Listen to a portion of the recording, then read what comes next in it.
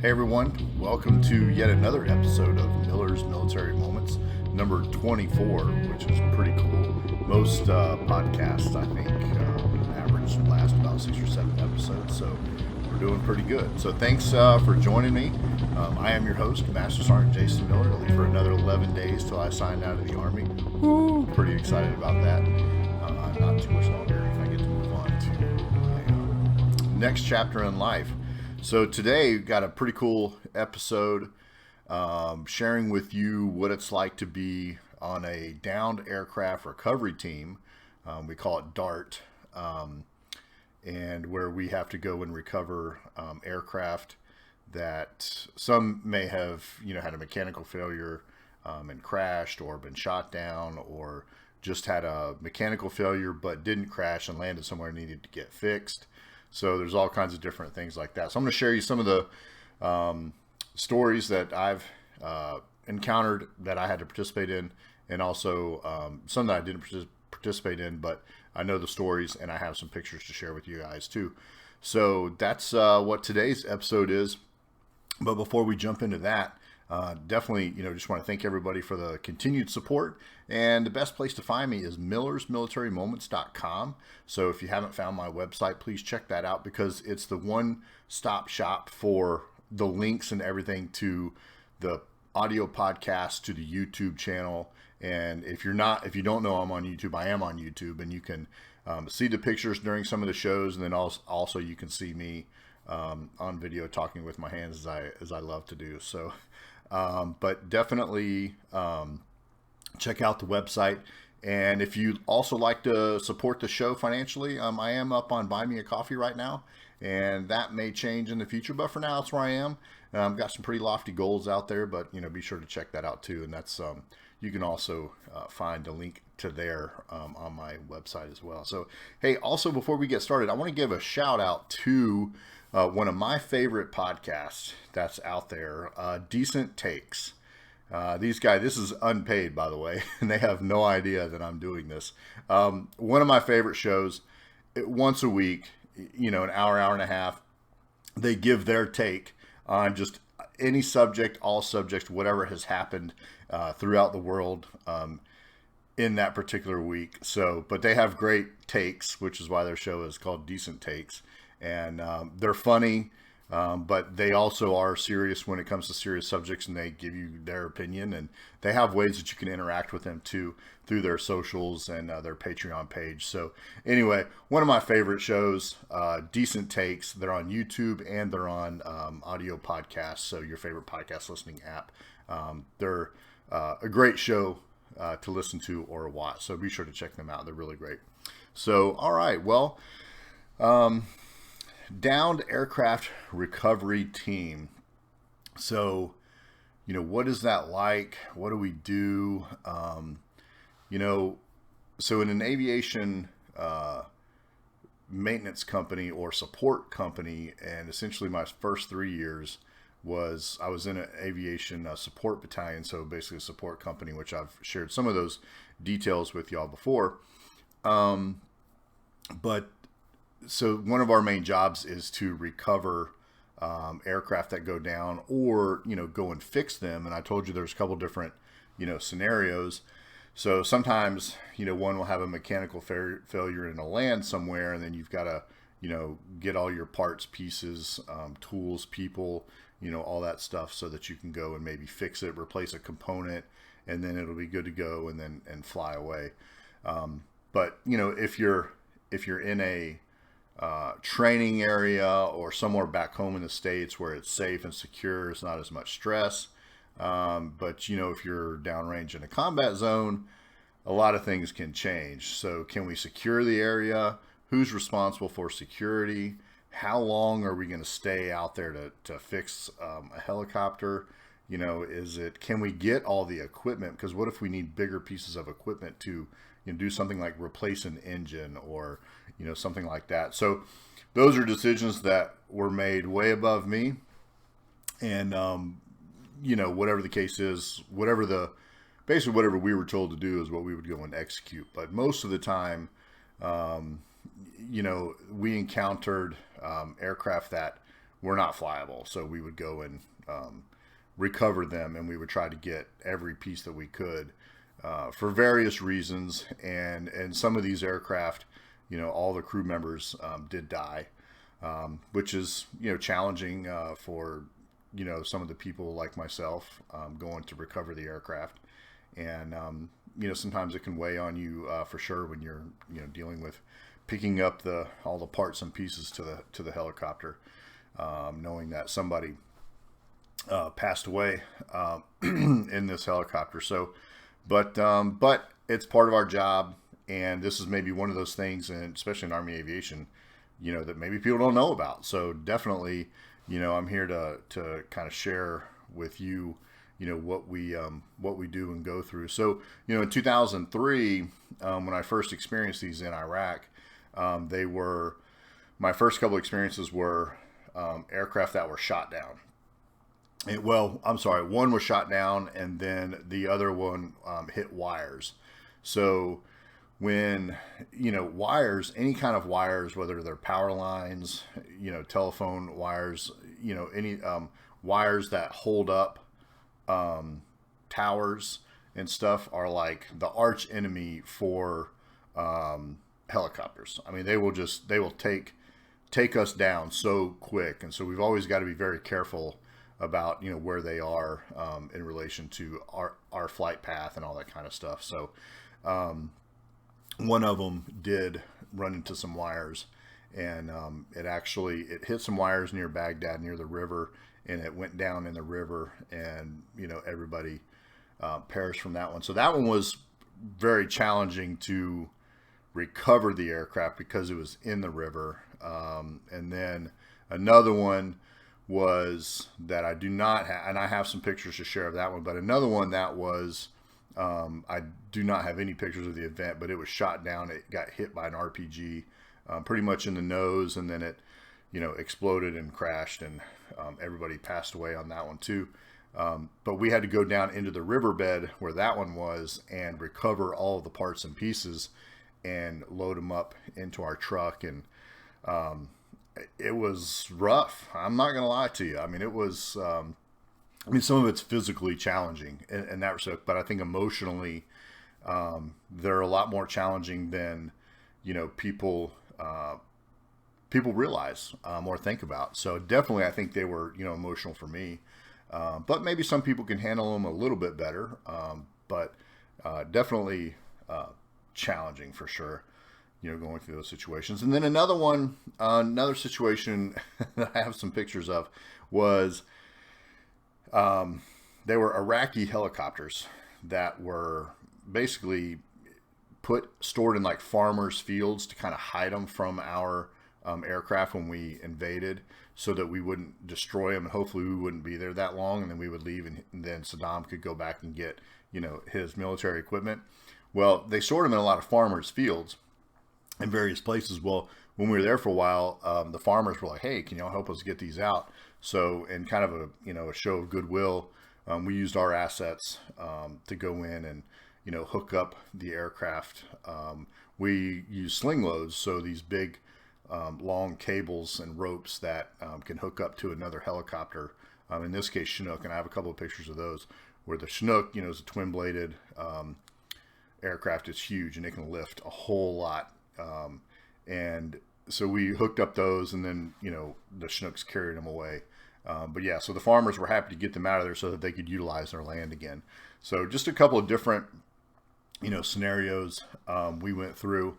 But the first one, and I've got some pictures too. So another challenge is, like, obviously you don't know when it happens. So when an aircraft goes down somewhere, you are involved in your daily or nightly business, whatever you're doing for work. And so for us, we're working on helicopters, and so you're working on them, and then you hear that there was a downed aircraft, and we're getting the call to go and pick up the aircraft. Now, part of the urgency to go and accomplish this mission, let's go back to Black Hawk Down scenario. If you've seen the movie or read the book or heard the scenario. Basically, when the Black Hawk went down in Mogadishu and in Somalia, all the locals, came around and, started tearing the aircraft apart, but really were dancing on it and then made a big media spectacle of it. So that was one of our focuses of avoiding. So we wanted to make sure anytime something like that happened, we wanted to get it, secure it, and then keep all the media away, and then get the aircraft out of there so that they couldn't turn it into, propaganda or, anything like that. So it could be in the middle of the night. We flew at night, probably more than we did during the day. So sometimes that happened. And, the leadership would have to kind of figure out, like, okay, are we taking the guys that are mid-shift and they're, been awake, half their shift, they're going to run into daytime where they've been awake at night. Are they going to be the right people to take? Or, can we wait a few hours, or do we go ahead and wake up the day shift now, get them spooled up, and then start, getting our trucks and our equipment ready to take with us? So that was always, a decision that they had to make. So sometimes, like, as the worker, as a junior soldier, I didn't know, I would hear about it, but then I wasn't the one that would go. Not all of us went on every mission. So sometimes, different parts of our platoon. I mean, we had Apache mechanics, we had Black Hawk mechanics, and we had Kiowa warrior mechanics in our platoon. So typically you would take, the mechanics of that particular airframe out to that downed aircraft area. So they're familiar with how to hook up the different slings and, equipment. And if they need to take apart certain stuff, they're familiar with that. So sometimes, like, it was, since I'm a Black Hawk guy, I wouldn't go on the Apache ones or, whatever. So, they have to figure all that out. And then we kind of, hear, okay, you're going, go get this equipment, get this truck, and you gotta, get all spooled up and make sure you've got food, water, all that kind of stuff as you're, preparing. And then you kind of get some briefs on what's going to happen and, how it's going to work. And so one particular story that is kind of funny, and I'm going to show you some pictures here, slide up my picture here. So you can see, if you're on YouTube, you can see these pictures that I'm talking about. This is the riverbank right here where 507, the medevac bird, and there it is sitting in the water. But I'm going to put these pictures up on the Instagram and in the show notes also on the website, so that you can get a good look at them. So this aircraft here, this is the one that's in Baghdad. It hit some wires, and it hit the wires, went into the water, flipped over. Everybody died, and now we have to go and get it. So it's pretty challenging, and I'm gonna pause it on that right there. So this picture right here, you can see, so it's kind of on its side, but it's a mangled mess, and you can see the rope attached to the landing gear that we're gonna use that to pull the whole thing with a heavy vehicle out of the water, and then get it taken care of from there. So while we are getting the briefs on where it is, what we're looking at, what we got to do, we get an intel brief, is what we call it. Intelligence will tell us, like, the situation of the enemy, terrain, and then so one of the situations that they talk about is like environmental. So especially in this case, we're getting into the river.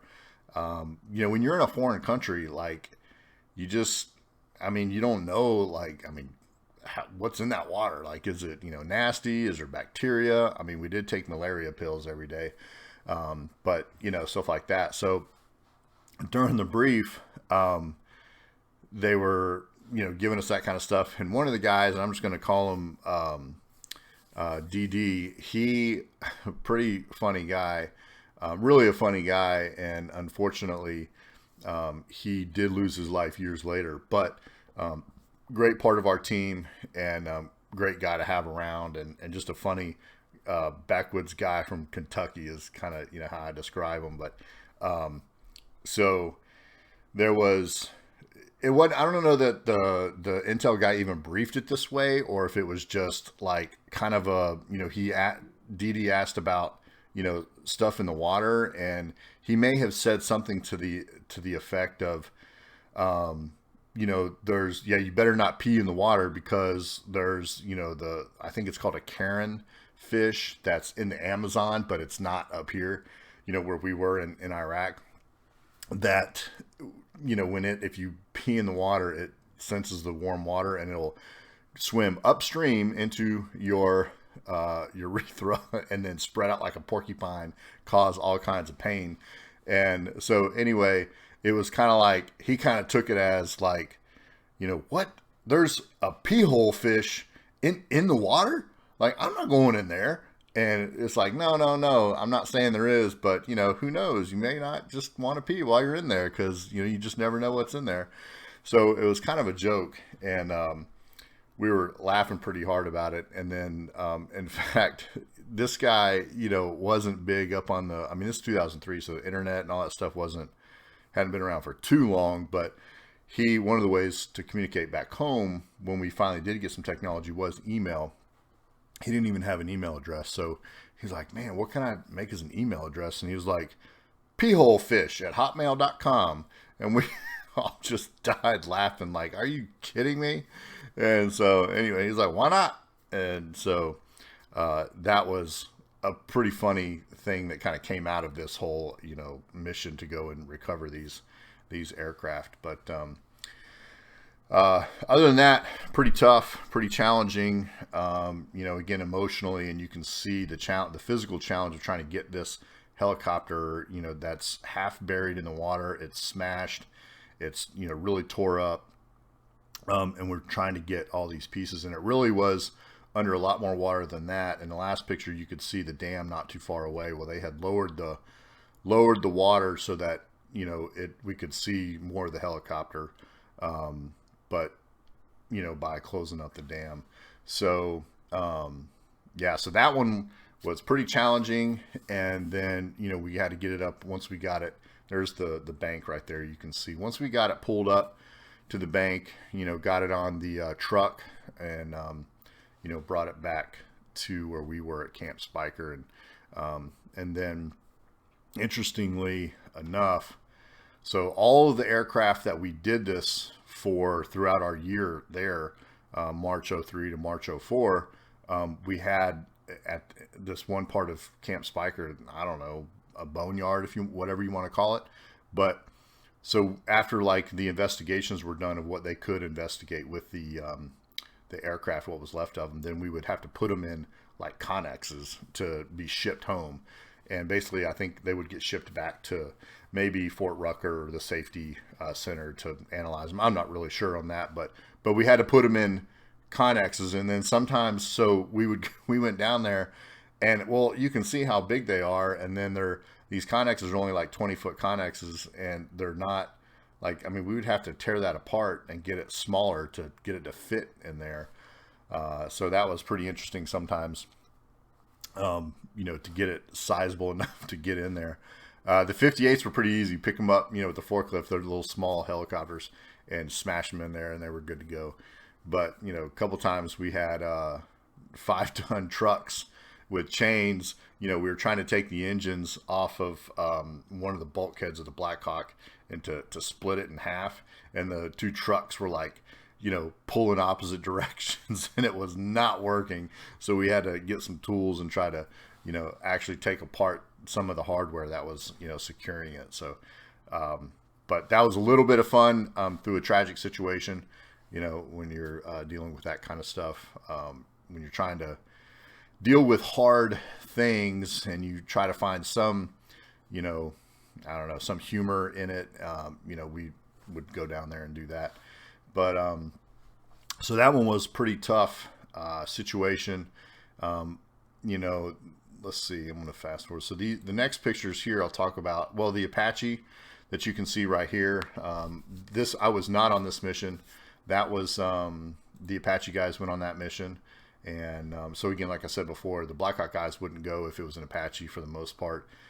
They know how to get it together. But this is a good shot of, you can see all the ratchet straps trying to hold it together, because essentially they're going to put it on the bed of like a flatbed truck and drive. So you've got to, like, so you got to have it together so it doesn't fall apart everywhere and fall all over the road and, stuff like that. So we had to, one of the things is we had to make sure we brought every single piece home, which was sometimes challenging, especially if they were not in big chunks like that. Like the one story I'm going to tell in a minute, most of the aircraft was actually in very small pieces because of the violence that it hit the ground with. So, but yeah, there's a picture of the Apache there, hooked up to the crane, getting ready to load up on the truck.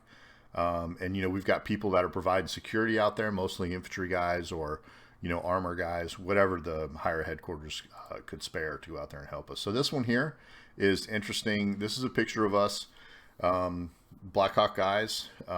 This is on more the humanitarian one, where we're helping the farmers in this field get these Iraqi helicopters out of their field so that they can, have their field to grow crops and stuff. And you can see we have our vests on, pretty hot. It's, pretty nasty weather-wise, and it takes a lot out of us. But, the chains are around the rotor head, and we're going to hook it up and have the Chinooks come in and actually take these out.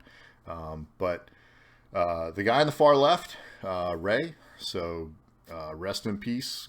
God bless his soul. He's another one that years later we lost him as well. So good guy. He was a shops guy for us, so he did a lot of back shops work on all the airframes and the helicopters. But a great guy to have around.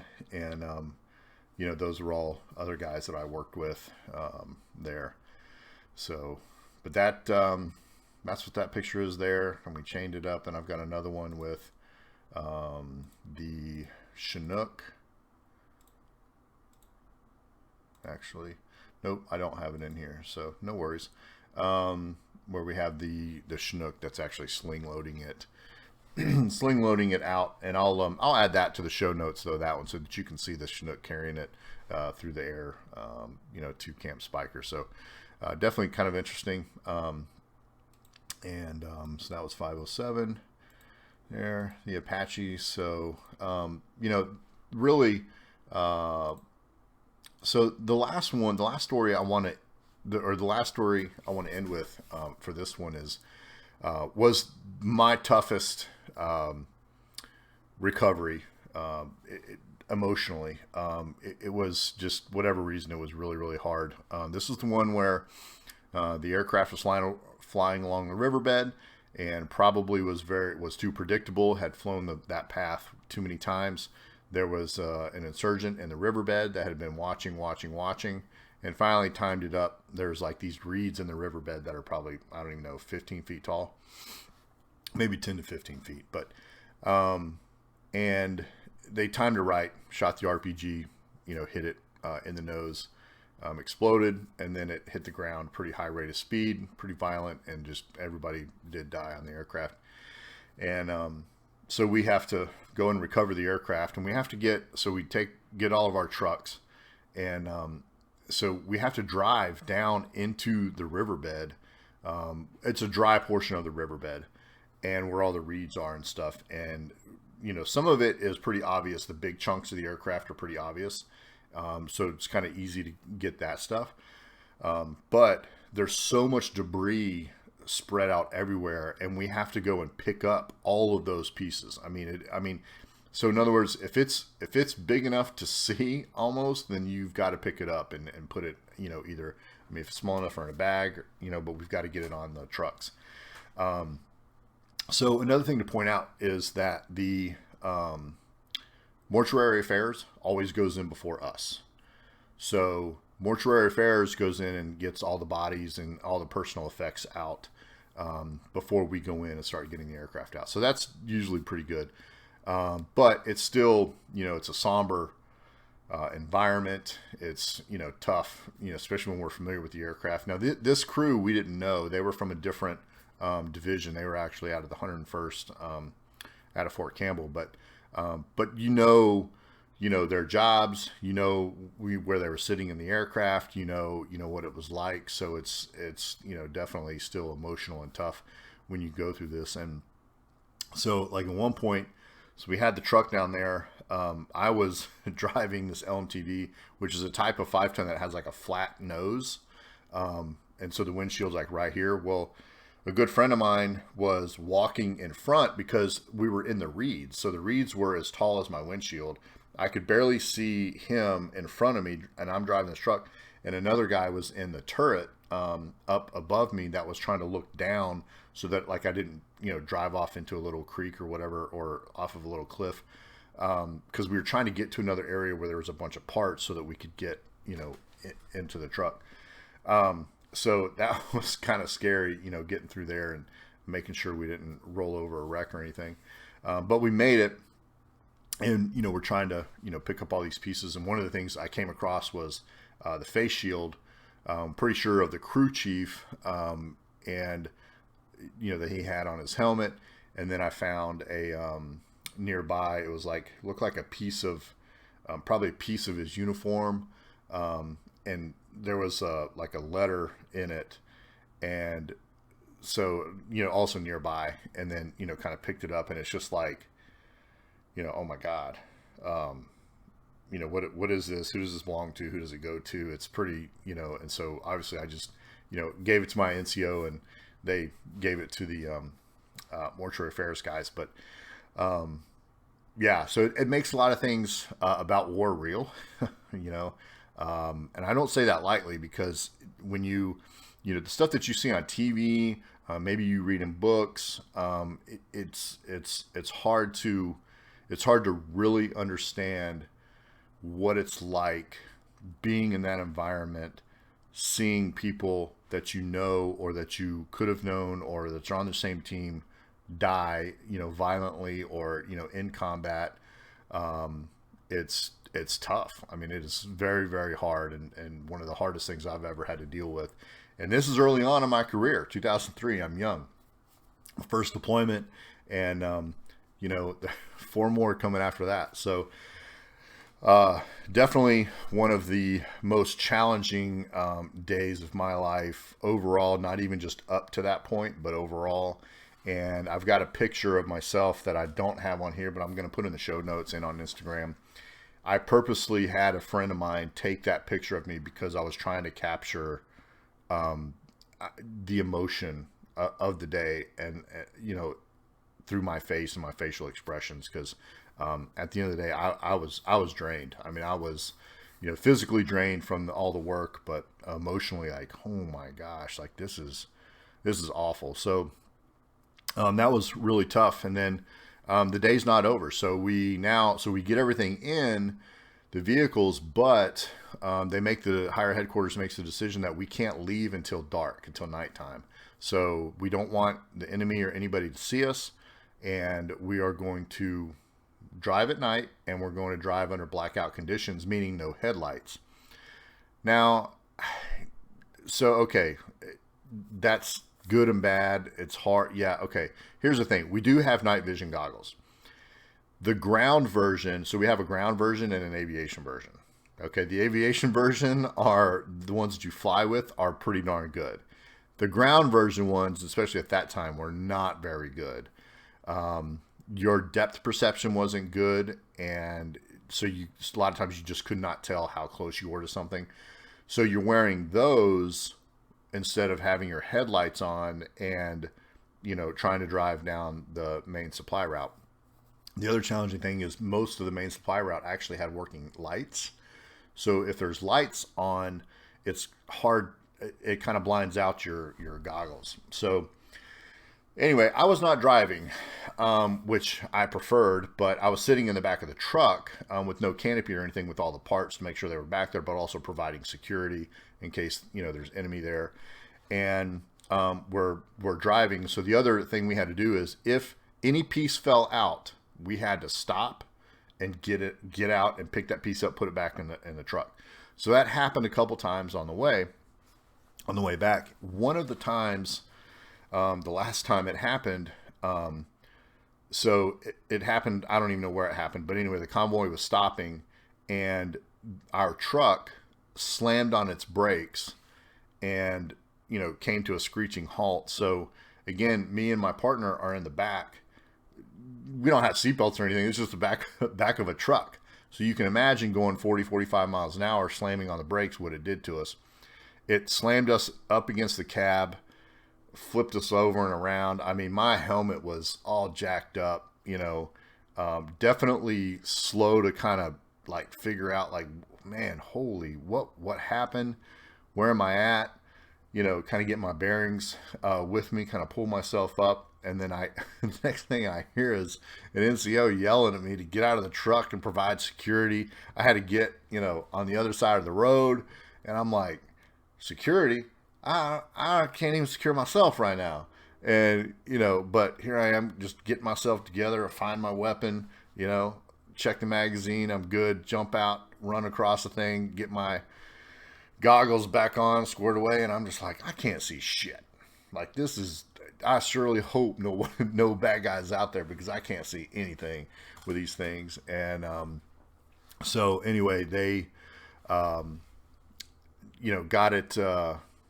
the piece and got it together. Oh, another part of that.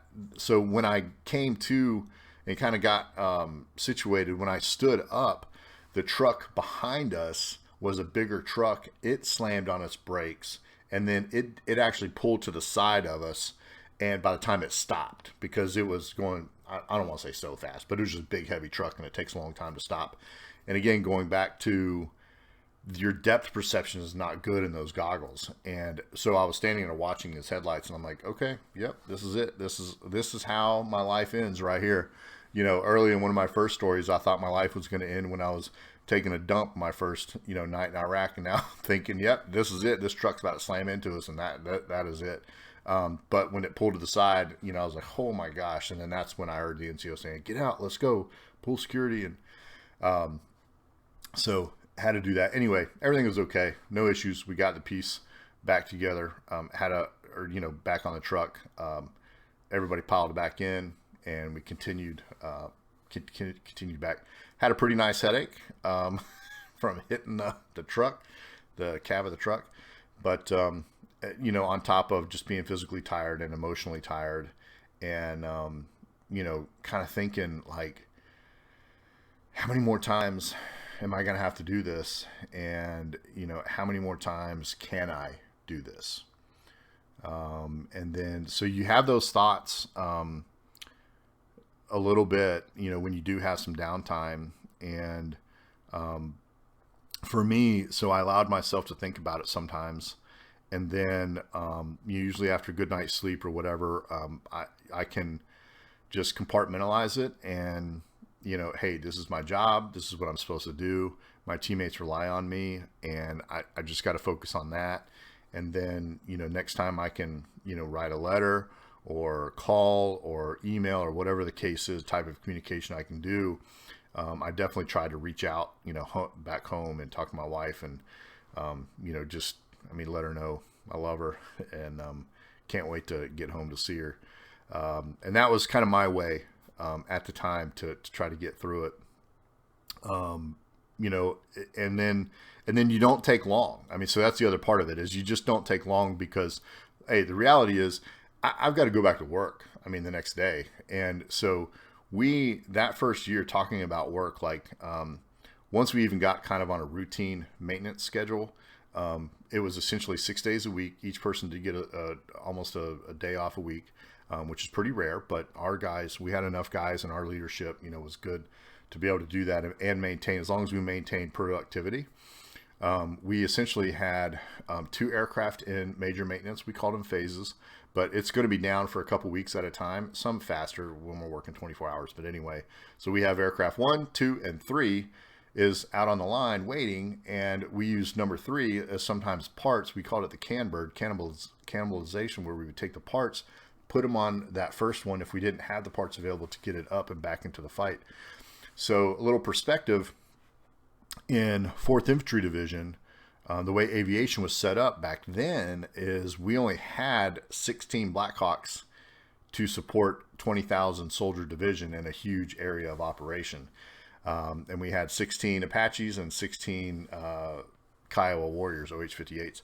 So not a lot. Okay. So it's not a lot. So they were flying an extreme amount of hours, and they were relying on us to get them, re-inspected, fixed, and back out on the line for them as fast as possible. So we did, it was something like, 19 or 20 of those major maintenance operations, those phases, which is an extraordinary amount in that kind of time frame. And we were really, most of us were brand new to this stuff, and we weren't very good when we first started, but we got a whole lot of experience and got better, as the year went on. But so anyway, hey, I've got to get back to work, so after that mission, and you got to continue getting these aircraft done and out. And so you just kind of, compartmentalize that, focus on what's coming up at hand, and kind of get back into it. Maybe there's a later time where you can kind of reflect on these things. And I'll, for example, I didn't do a very good job of reflecting on them when I got home years later. So some of these things really have built up years and years and years. And if you heard my earlier, show on PTSD and some of the things I've struggled with, it really was, accumulation of all of these tragic events that just piled on top of each other. And I just never dealt with them effectively. It wasn't necessarily my fault. It wasn't the doctor's fault. I think it was all of our fault. We just didn't know. And then also, the Army, I'm going to pick on the Army here. Look, they really just want me well enough to continue the fight. I mean, that's the truth. So they want me to be good enough to continue the fight. So help me compartmentalize and forget it. And then when I get out of the Army, I can figure it all out for myself. Right. So that's just the way it is. And, I didn't deal with a lot of that stuff until later, but it's tough, so, cause when you get home too, you go through the honeymoon period with your family. And for me, it was reintegration with my son, who didn't know who I was. I left when he was 5 months old, got home when he was 17 months old. So I had to go through that and, trying to deal with that, and then enjoying the time with my wife. And then you get back into work and you're starting to work again a lot. And then you've got to prepare for another deployment. And so it's a lot. And so there's not necessarily a lot of time to really dive into that stuff. And plus back then, hey, this stuff wasn't supposed to affect you, right? It's not, the stigma, the mental health stigma. You shouldn't be sad about the stuff. You're a tough soldier, tough Marine, whatever the case is. And, you should just be able to deal with it. It's part of it. You volunteered for this stuff. So, but the truth is, it does affect us. It does bother us. And each individual is different. We don't know how each individual is impacted by those certain events. So some people can handle it better than others, and that's okay. And it doesn't make you less of a person if you can't. So yeah, those were definitely tough. And that last one was the toughest one that I went through. So DART missions, downed aircraft recovery teams. We did not do any DART missions where we actually went to fix the helicopter that I'm aware of, that I can remember that year. The maintenance team did do it in 2006 when I was in Taji, Baghdad. The maintenance team it landed at a FOB and went and took some parts and pieces. One of them was a rotor blade. I'll tell that story another time. But they went and fixed the helicopter, and it was good to go. Did his test flight and flew back. But other than that, a few other ones at home we did where we would fix the helicopter or whatever. But downrange, we didn't do any of those. No three that I can remember. Yeah, definitely challenging. Another part of aviation that maybe you don't think of. You think of all of us just flying around doing our stuff. So that's what it's like, being on a DART team, downed aircraft recovery team. And sometimes it's harder than others, but different unique experiences. Doing different things with different aircraft, and sometimes they're in the river, sometimes they're not. Sometimes they're in a bunch of pieces, sometimes they're not. So definitely challenging, and added to my experiences, from my time in the Army for sure.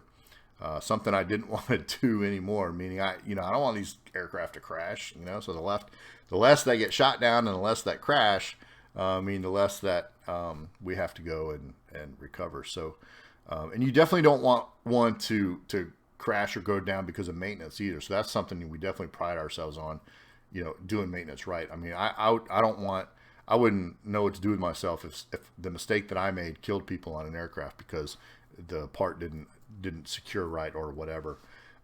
So that's always, tough. Another thing. So we always definitely try to make sure we, do the right thing on maintenance, follow the book, and we have technical inspectors that come and check us and make sure we, did it right and stuff like that. So definitely important. We definitely stress safety. So, so all right. Well, that concludes this show for Miller's Military Moments. Thanks for hanging out and learning about DART teams, downed aircraft recovery teams. And don't forget to check out Decent Takes. They're an awesome show. And I've got some cool things coming up. We'll have part 5 of Grant Belvin's story, the Marine Scout Sniper, where he's getting ready to push into Fallujah. That story will be coming up soon. So be prepared. Be ready for that. Those are if you have not listened to those stories that I've been sharing with him, you've got to check those out. Those are must listen to. America needs to hear those stories. Everybody needs to hear those stories. It's from, the ground level, the truth, the reality, what actually happened down there, and some of the big challenges that he dealt with. So definitely check those out. But again, thanks for hanging out, listening to me share my stories and my moments from my career, and continue to check me out at millersmilitarymoments.com, and you can get my links to all my socials there, YouTube, and to buy me a coffee. You can leave me a comment, question. You can email me from there, or send me a direct message on any of my socials as well. So, all right, everybody, have a good weekend. Have a good week. Hope everybody's doing great out there, and I look forward to seeing and hearing from all of you and telling you the next story that's coming up soon. All right, everybody, take care.